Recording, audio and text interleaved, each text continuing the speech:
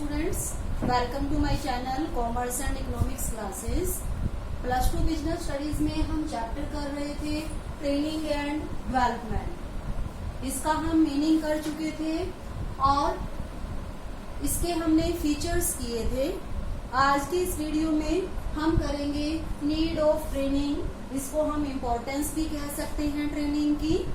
तो किसी भी बिजनेस ऑर्गेनाइजेशन में जब हम एम्प्लॉइज को अपॉइंट कर लेते हैं तो उनको जिस भी काम पर हम लगाते हैं वो काम हमें उन्हें सिखाना होता है और वो ट्रेनिंग में उनको सिखाया जाता है। चाहे पुराना हमारा एम्प्लॉय हो तो उसको भी हम रिफ्रेश करने के लिए उसके काम की ट्रेनिंग देते रहते हैं। कई बार कोई नया उससे रिलेटेड काम सिखाना हो तो उसके लिए भी ट्रेनिंग की रिक्वायरमेंट होती है। तो ट्रेनिंग का जो बेनिफिट है किसी भी ऑर्गेनाइजेशन में एम्प्लॉइज के ऑर्गेनाइजेशन को तो है ही है, उसके साथ साथ जो एम्प्लॉइज होते हैं ऑर्गेनाइजेशन के उनको भी ट्रेनिंग बेनिफिशियल होती है। तो हम दोनों के लिए बेनिफिट करेंगे ट्रेनिंग के। तो पहले हम करते हैं बेनिफिट्स टू द ऑर्गेनाइजेशन। कोई भी बिजनेस ऑर्गेनाइजेशन जो अपने एम्प्लॉइज को ट्रेनिंग देती है उसके लिए वो ट्रेनिंग कैसे बेनिफिशियल होती है। तो सबसे पहले इसमें आता है मोर economical and best use of material and equipments.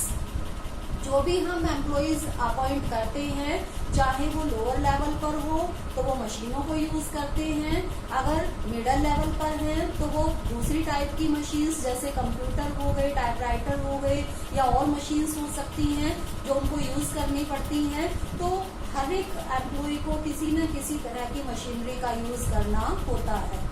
तो अगर उनको यूज करना आता है उन मशीन्स को तो वो उसको अच्छी तरह से यूज कर पाएंगे, उनकी थ्रूपुट भी कम होगी और उससे वो आउटपुट भी ज्यादा ले पाएंगे। तो इस तरह से जो एम्प्लॉइज है ट्रेनिंग से जो भी मशीन्स उन्होंने यूज करनी है उनको चलाना सीख जाते हैं तो वो उसको अच्छी प्रकार से बिना बेकार किए, बिना तोड़ फोड़ किए आसानी से उसको यूज कर पाते हैं। तो इसका फायदा ऑर्गेनाइजेशन को मिलता है। Next is improvement in quality and quantity of output। जब किसी एम्प्लॉय को काम करने की ट्रेनिंग दी जाती है तो वो काम करना सीख जाता है। अगर उसको पहले आता था तो वो ट्रेंड हो जाता है, नई टेक्निक्स उसको आ जाती हैं तो इससे उसकी आउटपुट में इम्प्रूवमेंट आती है। वो पहले की कंपैरेटिवली ज्यादा और बढ़िया प्रोडक्शन करने लग जाता है, उसका बेनिफिट मिलता है ऑर्गेनाइजेशन को। उनकी प्रोडक्शन की क्वालिटी भी इम्प्रूव होती है और इसके साथ साथ क्वांटिटी भी उसकी इम्प्रूव होती है। तो यहाँ पर जब हम बात कर रहे हैं आउटपुट की तो आउटपुट जो है वो सभी की इम्प्रूव होती है, चाहे एम्प्लॉइज मैनुअल वर्क कर रहे हैं, प्रोडक्शन वर्क कर रहे हैं और चाहे कोई एम्प्लॉय ऑफिशियल काम करता है तो वो भी पहले से ज्यादा और बढ़िया काम कर सकते हैं ट्रेनिंग के through. Less requirement of supervision. अगर कोई भी ऑर्गेनाइजेशन अपने एम्प्लॉइज को ट्रेनिंग दे देता है तो जब वो ट्रेंड हो जाते हैं तो उनको बार बार देखने की जरूरत नहीं होती है। तो इस तरह से सुपरवाइजर्स का टाइम बच जाता है। तो एक तो ऑर्गेनाइजेशन में कम सुपरवाइजर की रिक्वायरमेंट होगी या यूं कह लो जो उनका टाइम बच गया उस टाइम को वो कहीं और किसी काम पर लगा सकते हैं। Reduced labour turnover and absenteeism. अगर एम्प्लॉइज को ट्रेनिंग दी है किसी ऑर्गेनाइजेशन में तो उनकी एब्सेंटी रेट में कमी आ जाती है, वो एब्सेंट कम होते हैं। इसके साथ साथ लेबर टर्नओवर रेट भी कम हो जाती है, मीन्स वो उस ऑर्गेनाइजेशन को छोड़कर नहीं जाएंगे। क्यों? क्योंकि वो काम उनको आता है, जो काम उनको दिया गया है वो अपने काम से सेटिस्फाई रहेंगे। तो इसीलिए वो काम से बचने की कोशिश नहीं करते हैं और उस ऑर्गेनाइजेशन में उनका दिल लगा रहता है।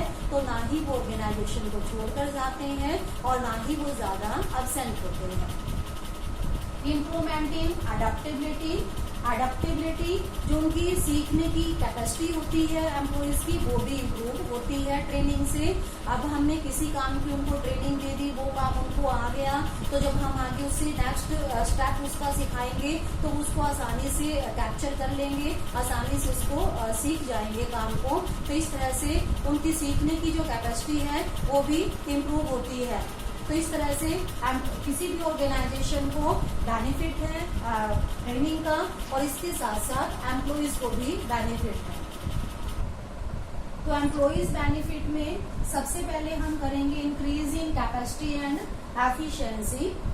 जब किसी एम्प्लॉय को ट्रेनिंग दी जाती है तो उसकी काम करने की कैपेसिटी इंप्रूव हो जाती है, वो उतने ही टाइम में पहले से ज्यादा काम कर पाता है। तो इसकी बेनिफिट उसको होता है कि उसकी सैलरी इंक्रीज होती है, क्योंकि वो कम टाइम में ज्यादा और बढ़िया काम कर पाएगा, तो इससे उसको ज्यादा सैलरी मिल पाती है। Increase in their market value, training से जो एम्प्लॉइज है उनकी मार्केट वैल्यू इंक्रीज हो जाती है, क्योंकि ट्रेंड एम्प्लॉइज की डिमांड हर जगह रहती है, तो दूसरे ऑर्गेनाइजेशंस में भी उनकी डिमांड होती है।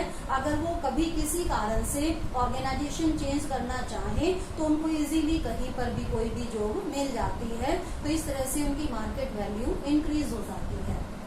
फ्यूअर एक्सीडेंट्स, एक्सीडेंट की पॉसिबिलिटी में कमी आती है, क्योंकि एम्प्लॉइज को काम करना आता है, मशीनों को चलाना आता है उनको अच्छी तरह से। जब ट्रेनिंग में उनको सिखाया जाता है तो इस तरह से जब वो जिस भी मशीन को उन्होंने यूज करना है ट्रेनिंग में वो उसको चलाना सीख जाते हैं, तो जब वो उसको प्रैक्टिकली यूज करेंगे तो एक्सीडेंट की पॉसिबिलिटी कम हो जाती है।